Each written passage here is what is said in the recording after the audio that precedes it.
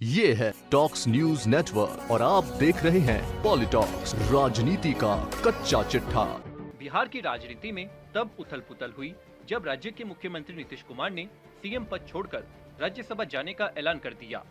इस निर्णय के बाद से पार्टी में थोड़ी विरोधाभास की स्थिति जरूर पनपी, लेकिन नीतीश कुमार ने अपने सुपुत्र निशांत को राजनीति में एंट्री कराते हुए अपनी विरासत सौंप दी।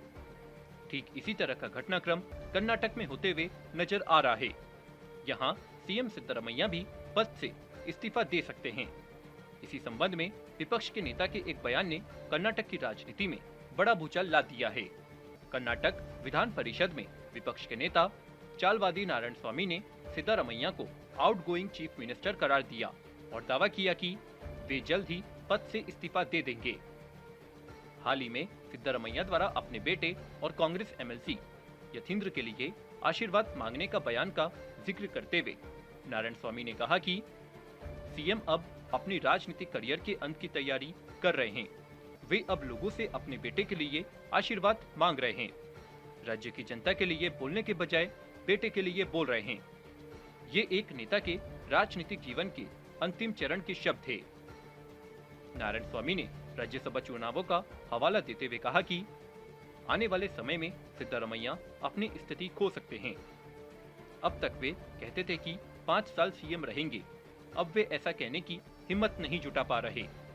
वे फिलोसॉफिकल बयान दे रहे हैं, अपनी समय समाप्त होने की बात कर रहे हैं और बेटे की सुरक्षा की गुहार लगा रहे हैं।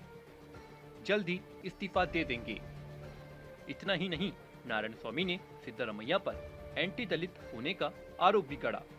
उन्होंने कहा कि SC ST TSP स्कीम के तहत दलितों के लिए आवंटित फंड्स को गारंटी योजना में डाइवर्ट किया गया। कानून के बावजूद SC ST TSP फंड्स सिर्फ दलितों के लिए होते हैं, लेकिन 15,000 करोड़ रुपए गारंटी स्कीम में इस्तेमाल किए गए। कुछ कांग्रेस विधायक भी विरोध कर चुके हैं। इंटरनल रिजर्वेशन ठीक से लागू नहीं किया और ज्यादा समस्याएं छोड़ रहे हैं। बीजेपी नेता द्वारा लगाए गए आरोप और दावे सही हो सकते हैं, लेकिन बिहार की राजनीति और कर्नाटक की सियासत में काफी अंतर है। वहां नीतीश गठबंधन की सरकार चला रहे थे और उन पर पद छोड़ने का दबाव था। वहीं कर्नाटक में कांग्रेस की एक तरफा सत्ता है।